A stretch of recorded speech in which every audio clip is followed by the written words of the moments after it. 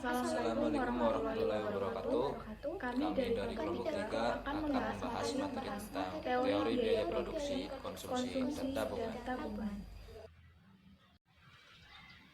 Sebelumnya, perkenalkan, nama saya Irma Nurdiana.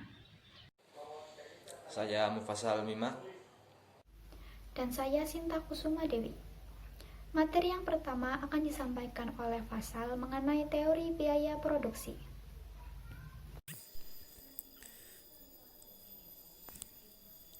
Baik, yang pertama yaitu teori biaya produksi.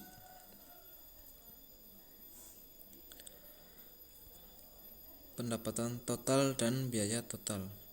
Pendapatan total yaitu jumlah pendapatan yang diterima oleh suatu perusahaan dari penjualan produknya. Sedangkan biaya total atau total cost yaitu jumlah yang dibayarkan perusahaan untuk membeli berbagai input untuk keperluan produksinya. Kemudian penerimaan perusahaan.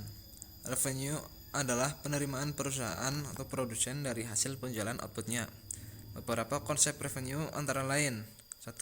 Penerimaan total atau total revenue sama dengan TR. 2. Penerimaan rata-rata atau average revenue sama dengan AR. 3. Penerimaan marginal atau marginal revenue sama dengan MR. Kemudian profit atau laba. Laba adalah pendapatan total dikurangi biaya total. Profit atau laba sama dengan pendapatan total dikurangi biaya total.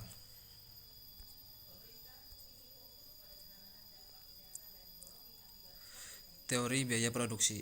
Biaya produksi adalah semua pengeluaran yang dilakukan oleh perusahaan untuk memperoleh faktor-faktor produksi dan bahan-bahan mentah yang akan digunakan untuk menciptakan barang-barang yang diproduksikan perusahaan tersebut. Lalu ada jenis-jenis biaya. Biaya internal dan eksternal. Biaya internal adalah segala biaya yang dikeluarkan dalam rangka operasional perusahaan. Sedangkan biaya eksternal adalah biaya yang seharusnya ditanggung oleh perusahaan sebagai akibat operasional perusahaan yang menimbulkan dampak negatif bagi lingkungan dan sekitarnya. Analisis biaya produksi. Analisis biaya produksi dibedakan menjadi dua jangka waktu, yaitu biaya jangka pendek dan jangka panjang. Biaya jangka pendek yaitu biaya yang menunjukkan sebagai faktor produksi tidak dapat ditambah jumlahnya. Salah satu faktor produksi bersifat tetap, yang lain berubah. Sedangkan biaya jangka panjang adalah biaya yang menunjukkan semua faktor produksi dapat mengalami perubahan. Semua faktor produksi bersifat berubah. Kemudian beberapa pengertian biaya dalam jangka pendek. Di sini ada 7, yaitu 1. Biaya total atau total cost. 2. Biaya total rata-rata atau average cost atau average total cost. 3. Biaya tetap total atau total fixed cost. 4. Biaya berubah total atau total variable cost. 5. Biaya tetap rata-rata atau average fixed cost. 6. Biaya berubah rata-rata average variable cost. 7. Biaya marginal atau marginal cost. Analisis biaya jangka panjang. Dalam jangka panjang, perusahaan dapat menambah semua faktor produksi atau input yang akan digunakannya. Tidak perlu dibedakan antara biaya tetap dan biaya berubah karena semua jenis biaya yang dikeluarkan merupakan biaya berubah. Akibatnya, terdapat banyak kurva jangka pendek yang dapat dilukiskan. Cara meminimumkan biaya jangka panjang. Peminimuman biaya produksi jangka panjang tergantung pada 1. Tingkat produksi yang ingin dicapai. 2. Sifat dan pilihan kapasitas pabrik yang tersedia. Selanjutnya ada contoh kasus. Di sini ada tabel yang berisi Q, TFC, TVC, TC, AFC, AVC, ATC, dan MC. Q di sini menunjukkan unit produksi, TFC biaya tetap total, TVC biaya berubah total, TC biaya total, AFC biaya tetap rata-rata, AVC biaya berubah rata-rata, ATC biaya total rata-rata, sedangkan MC marginal cost atau biaya marginal. Oke, di sini kita isi dengan angka 0 sampai 10 ya teman-teman, bisa dilihat pada tabel. Sedangkan TFC kita buat 100 semua, dan untuk TFC untuk tabel pertama kita isi dengan angka 0, 190, 2 170, dan seterusnya ya teman-teman, bisa dilihat pada tabel. Nah, di sini kita akan mencoba mencari TC, AFC, AVC, ATC, MC. Gimana sih caranya? Ya, yang pertama kita mencari TC. Untuk mencari TC, rumus yang kita gunakan di sini adalah TFC ditambah TVC. Bisa dilihat pada tabel yang ada lingkaran di sini itu. TFC 100 dan ditambah TFC 0 menunjukkan TC 100. Yang kedua, TFC 100 ditambah TVC 90 sama dengan TC 190, dan seterusnya ya teman-teman. Dan untuk mencari AFC, rumus yang digunakan yaitu TFC dibagi Q atau unit produksi. Bisa dilihat ya pada tabel, ada lingkaran di sini pada tabel TFC dan Q. Untuk rumus yaitu TFC dibagi Q sama dengan 100 dibagi 1 menunjukkan AFC 100. Yang kedua, 100 dibagi 2 sama dengan AFC 50, dan seterusnya ya teman-teman. Untuk mencari AFC ya teman-teman, rumus yang digunakan yaitu TVC, perhatikan lingkaran pada tabel, TFC dibagi Q. Nah, untuk mencari AFC berarti TFC menunjukkan 90 dibagi Q menunjukkan 1 sama dengan 90, dan 170 dibagi 2 sama dengan 85, 240 dibagi 3 sama dengan 80, dan seterusnya ya teman-teman. Selanjutnya, untuk mencari tabel ATC atau biaya total rata-rata dengan rumus ATC sama dengan TC dibagi Q atau biaya total dibagi dengan unit produksi.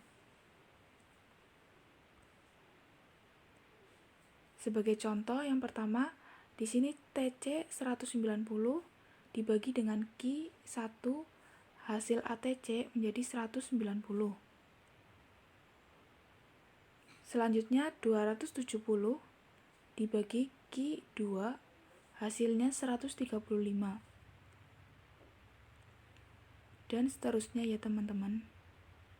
Selanjutnya, untuk mencari tabel MC atau biaya marginal dengan rumus delta TC dibagi dengan delta Q atau perubahan biaya total dibagi dengan perubahan unit produksi. Sebagai contoh di sini, perubahan TC diperoleh dari 190 dikurangi dengan 100, hasilnya 90. Perubahan Q diperoleh dari 1 dikurangi dengan 0, hasilnya 1, sehingga perubahan TC dibagi perubahan Q menghasilkan 90 tadi dibagi dengan 1, hasilnya 90.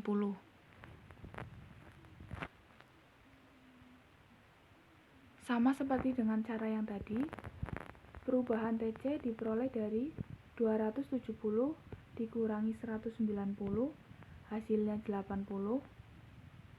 Perubahan Q diperoleh dari 2 dikurangi 1, hasilnya 1, sehingga MC 80 dibagi dengan 1, menghasilkan MC 80. Dan seterusnya ya teman-teman. Selanjutnya konsumsi dan tabungan. Konsumsi. Konsumsi adalah pembelanjaan barang atau jasa dengan tujuan untuk memenuhi kebutuhan atau melakukan pembelian berdasarkan pendapatan yang dimiliki atau diperoleh. Dilihat dari sisi penawaran dalam perekonomian tertutup, pendapatan yang diperoleh masyarakat atau Y hanya digunakan untuk tujuan konsumsi atau C dan saving atau S, atau pendapatan sama dengan konsumsi ditambah tabungan. Besarnya konsumsi ditentukan oleh pendapatan atau Y. Fungsi konsumsi.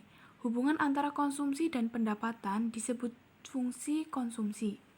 Secara matematis hubungan tersebut ditulis C konsumsi sama dengan A plus BY, di mana C konsumsi, A parameter yang menunjukkan konsumsi jika Y sama dengan 0.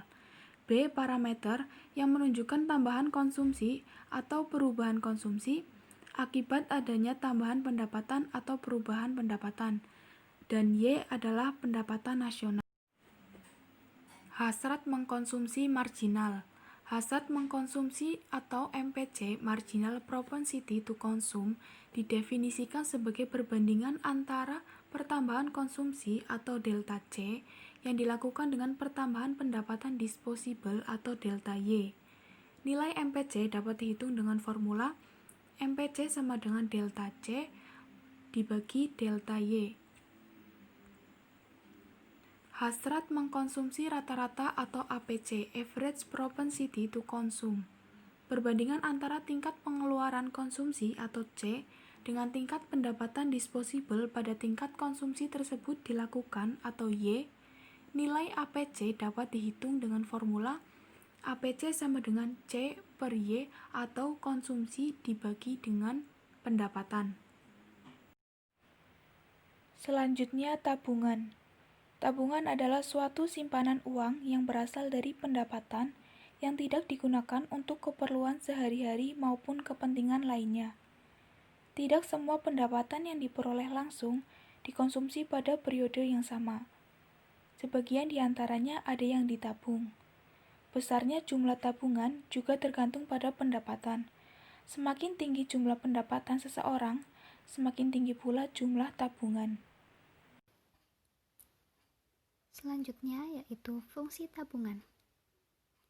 Fungsi tabungan adalah suatu persamaan yang menggambarkan sifat hubungan di antara tingkat tabungan rumah tangga dalam perekonomian dengan pendapatan nasional perekonomian tersebut. Dari persamaan Y sama dengan C ditambah S, yaitu Y sama dengan pendapatan, C adalah konsumsi, dan S adalah tabungan, dapat ditulis kembali menjadi S sama dengan Y dikurangi C. Juga dari persamaan sebelumnya kita tahu C sama dengan A ditambah B dikali Y. Dengan mensubstitusikan persamaan tersebut, maka hubungan antara tabungan dan pendapatan dapat dicari S sama dengan Y dikurangi C, yang mana diuraikan lagi di sini Y dikurangi A dikurangi B kali Y, sama dengan negatif A ditambah Y dikurangi B dikali Y, sama dengan negatif A ditambah 1 dikurangi B dikali Y. Maka fungsi tabungan di sini adalah S sama dengan negatif A ditambah 1 dikurangi B dikali Y. Yang selanjutnya, hasrat menabung marginal. Hasrat menabung atau MPS, marginal propensity to save, dapat didefinisikan sebagai perbandingan di antara pertambahan tabungan atau delta S dengan pertambahan pendapatan disposable atau delta Y. Nilai MPS dapat dihitung dengan rumus delta S dibagi delta Y. Hasrat menabung rata-rata.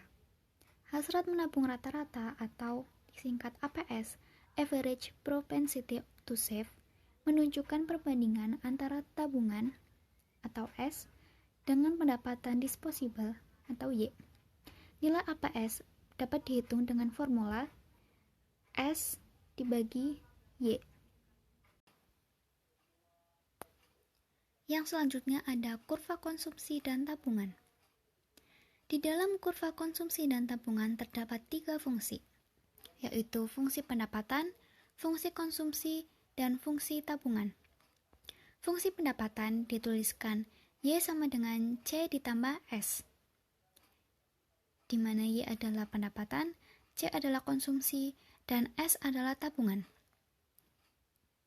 Fungsi konsumsi dituliskan C sama dengan A ditambah B dikali Y. Kemudian fungsi tabungan dituliskan S sama dengan negatif A ditambah 1 dikurangi B dikali Y. Di sini jika pada saat tidak menabung, maka S sama dengan 0. Kita masukkan ke fungsi Y sama dengan C ditambah S. Jika S sama dengan 0, maka Y sama dengan C, atau sama saja C sama dengan Y. Sehingga kalau kita gambar yaitu C sama dengan Y. Dalam menggambar kurva di sini dimisalkan C sama dengan 0 dan Y sama dengan 0. Sekarang kita lihat ke fungsi konsumsi. Jika dimisalkan Y sama dengan 0, maka C sama dengan A. A berada di sumbu vertikal atau sumbu C. Maka di sebelah sini adalah A. Sama jika kita misalkan C sama dengan 0, maka akan kita dapatkan nilai Y. Maka jadi kita gambar,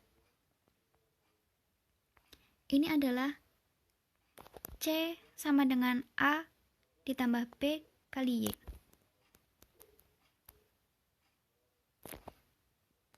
Nah, di sini terjadi titik perpotongan antara dua garis, yaitu disimbolkan dengan E.